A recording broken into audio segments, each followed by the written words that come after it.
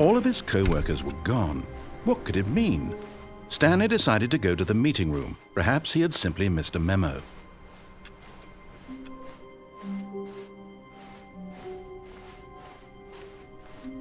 When Stanley came to a set of 2 open doors, he entered the door on his left.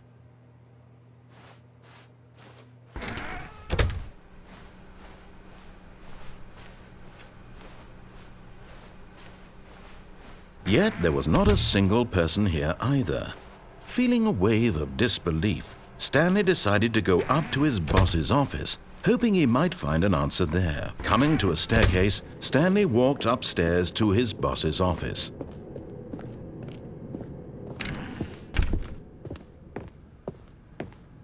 Stepping into his manager's office, Stanley was once again stunned to discover not an indication of any human life. What could it mean? Stanley wondered aloud to nobody. He began wildly tearing through papers on the boss's desk, pulling books off the shelf, looking behind paintings. Stanley was in such a rush to get through the story as quickly as possible, he didn't even have a single minute to just let the narrator talk.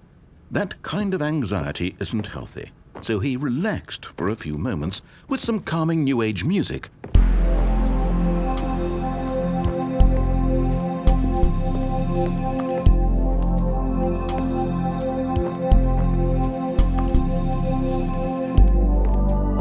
Feeling soothed and rejuvenated, Stanley calmly walked forward into the opened passageway.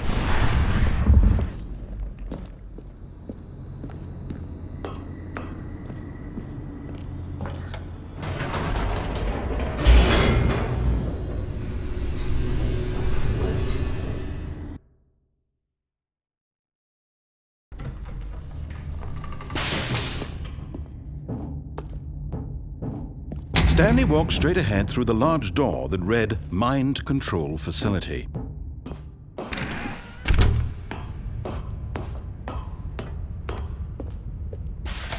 The lights rose on an enormous room packed with television screens. What horrible secret did this place hold? Stanley thought to himself. Did he have the strength to find out?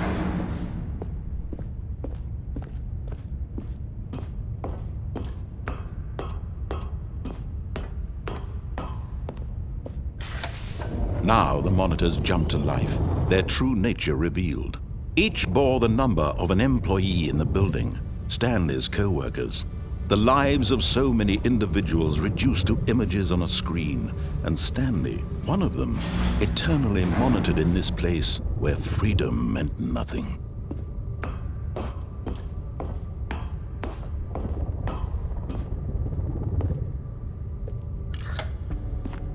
This mind control facility, it was too horrible to believe. It couldn't be true.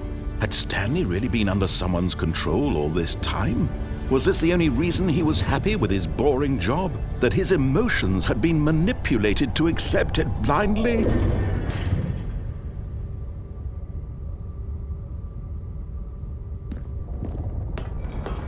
No, he refused to believe it. He couldn't accept it. His own life in someone else's control? Never! It was unthinkable, wasn't it? Was it even possible? Had he truly spent his entire life utterly blind to the world? But here was the proof, the heart of the operation. Controls labeled with emotions, happy or sad or content, walking, eating, working, all of it monitored and commanded from this very place. And as the cold reality of his past began to sink in, Stanley decided that this machinery would never again exert its terrible power over another human life. For he would dismantle the controls once and for all. Oh, Stanley, you didn't just activate the controls, did you? After they kept you enslaved all these years, you go and you try to take control of the machine for yourself. Is that what you wanted? Control? Oh, Stanley, I applaud your effort, I really do. But you need to understand, there's only so much that machine can do. You were supposed to let it go, turn the controls off, and leave. If you want to throw my story off track, you're going to have to do much better than that. I'm afraid you don't have nearly the power you think you do. For example, and I believe you'll find this pertinent, Stanley suddenly realized he had just initiated the network's emergency detonation system. In the event that this machine is activated without proper DNA identification, nuclear detonators are set to explode, eliminating the entire complex. How long until detonation then? Let's say, 2 minutes. Now this is making things a little more fun, isn't it, Stanley? It's your time to shine. You are the star. It's your story now. Shape it to your heart's desires. Oh, this is much better than what I had in mind. What a shame we have so little time left to enjoy it. Mere moments until the bomb goes off. But what precious moments each one of them is. More time to talk about you, about me, where we're going, what all this means. I barely know where to start. What's that? You'd like to know where your co-workers are? A moment of solace before you're obliterated. All right, I'm in a good mood. You're gonna die anyway. I'll tell you exactly what happened to them. I erased them. I turned off the machine. I set you free. Of course, that was merely in this instance of the story. Sometimes when I tell it, I simply let you sit there in your office forever, pushing buttons endlessly and then dying alone. Other times, I let the office sink into the ground, swallowing everyone inside, or I let it burn to a crisp. I have to say this, though, this version of events has been rather amusing. Watching you try to make sense of everything and take back the control wrested away from you, it's quite rich. I almost hate to see it go. But I'm sure whatever I come up with on the next go-around will be even better. My goodness, only 34 seconds left. But I'm enjoying this so much. You know what? To hell with it. I'm going to put some extra time on the clock. Why not? These are precious additional seconds, Stanley. Time doesn't grow on trees. Oh dear me, what's the matter, Stanley? Is it that you have no idea where you're going or what you're supposed to be doing right now? Or did you just assume when you saw that timer that something in this room was capable of turning it off? I mean, look at you. Running from button to button, screen to screen, clicking on every little thing in this room.